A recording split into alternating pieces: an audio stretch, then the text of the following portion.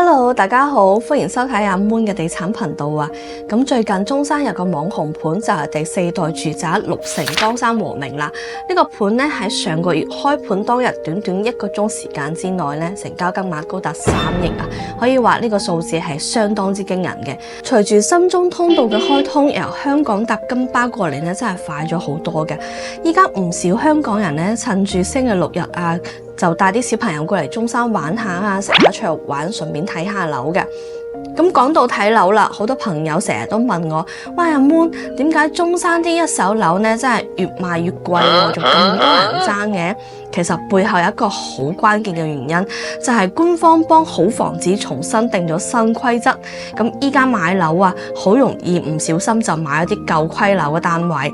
咁你哋都知啦，第時唔好住又想換樓嘅，想甩手其實都有啲困難㗎。所以今日呢一期呢，我就結合最近國家出咗嗰本住宅項目規範，俗稱新國標，同埋中山最新嘅好小區好房子建設指引，一口氣幫大家梳理清楚點樣喺中山可以真正揀到一間符合新標準嘅好房子。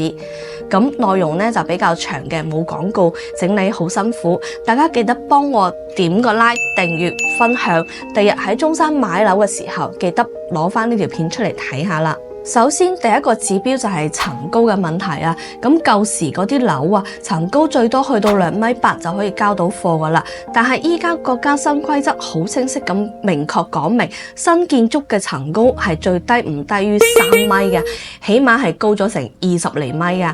咁講翻我哋中山啦，今年嘅話呢，中山住建局出咗個指引，都係一樣白紙黑字咁寫明，新建築嘅層高最低要求3米嘅。你千祈唔好睇少呢20厘米啊，差別好大嘅話，高咗之後間屋嘅採光通風都會好咗。裝修嗰陣想裝中央冷氣啊、新風系統啊，甚至係好啦。第二點就睇翻個容積率啦，容積率越低，代表住嘅空間就越疏爽，人均享受嘅綠化同公共空間就越多。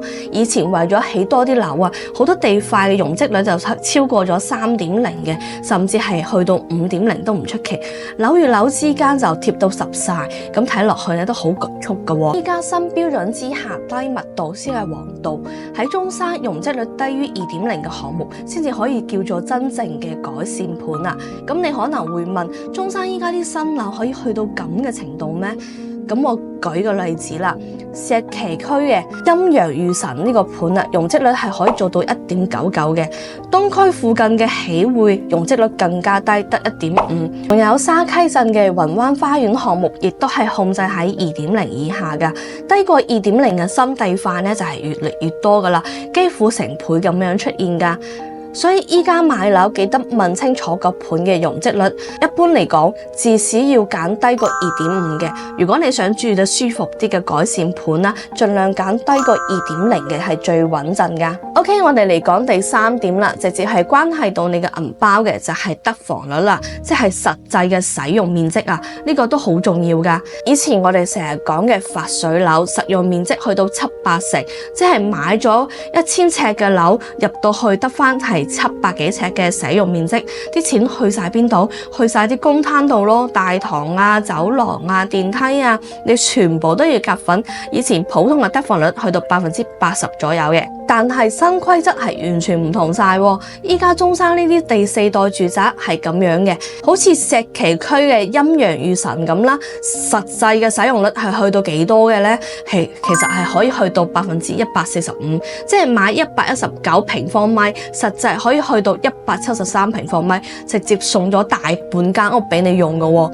咁再睇多個例子啦，火炬區嘅裕豐香林啦，得房率係極高嘅。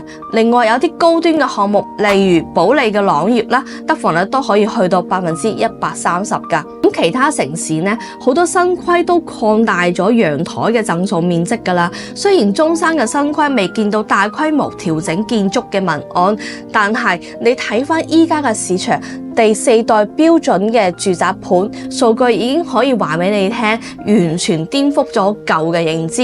實際嘅使用率超過100%嘅中山已經唔係新鮮事啦。咁實際啲空間你可以攞嚟做書房啦，攞嚟做客廳嘅。呢度溫馨提示一句，你哋依家去睇樓啊，唔好齋睇嗰個建築面積嘅標價，要睇翻套內面積單價嚟計數，先知道係咪真係抵啊。好啦，我哋講翻第4個新標準啦，就係室內間隔同裝修標準升級咗啦。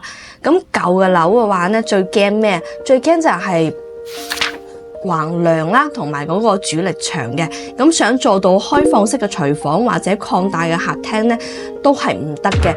仲有就係有啲廚房細到真係好離譜嘅。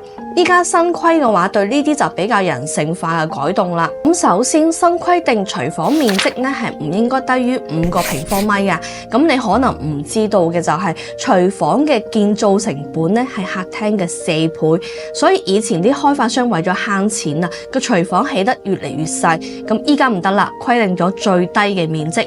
咁其次，新規則鼓勵後期可持續改造嘅。簡單啲嚟講，就係將多嘅承重牆設計得冇咁多死板嘅，或者係改為承重柱啦。咁樣有咩好處呢？你間屋就可以做到好靈活啦。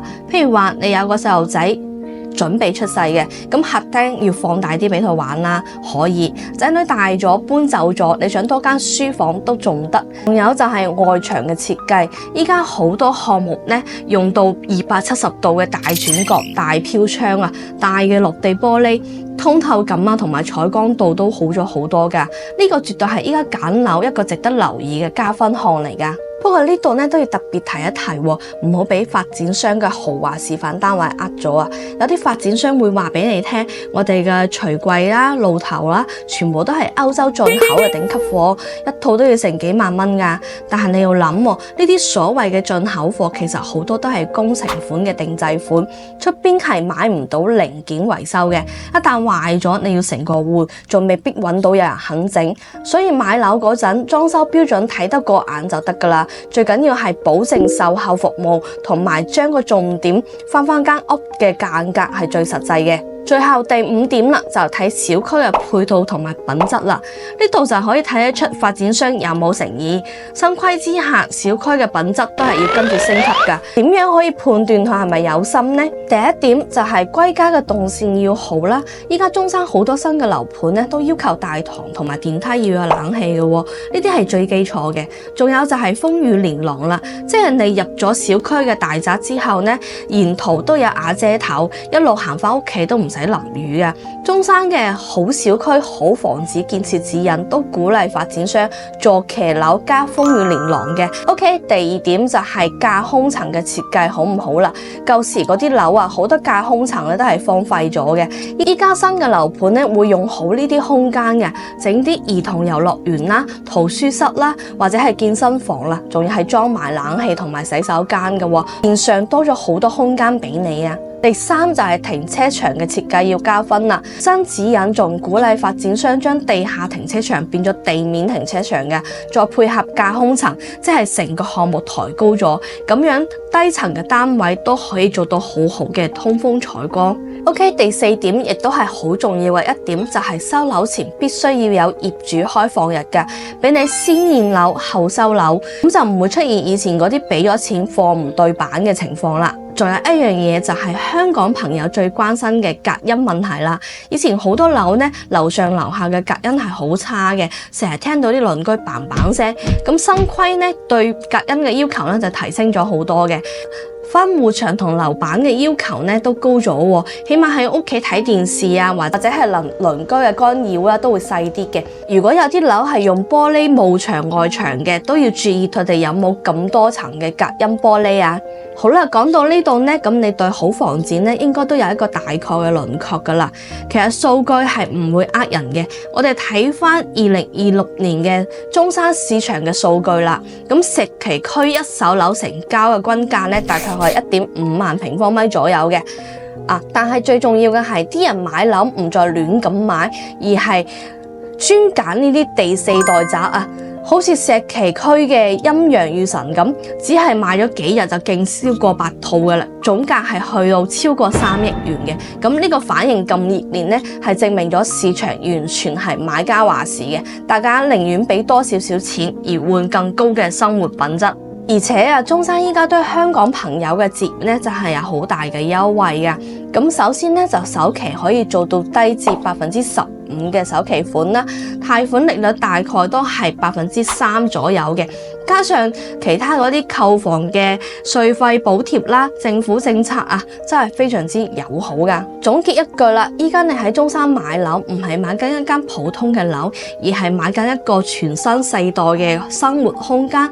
如果你繼續用舊嘅思維去買一啲唔合規嘅舊樓啦，或者係二手樓啦，將來嘅市場分化就好明顯啦。你就會發現自己間樓不斷咁跌價，而隔離嘅新樓盤咧係完全係因為唔同嘅產品規格啊，價格企得好硬之餘咧，仲要係好多人爭住噶。咁最後希望大家記住我今日講嘅呢5點啦：層高啦、容積率啦、得房率啦、間隔嘅靈活性啦、小區嘅品質嚇。記住呢5樣嘢嚟揀，一定可以喺中山揀到啱心水嘅樓。好啦，今日嘅影片咧就分享到呢度啦。如果你對中山邊個樓盤有興趣嘅，或者想了解更多港人買樓嘅細節同流程，記得喺下邊留言話俾我知啦。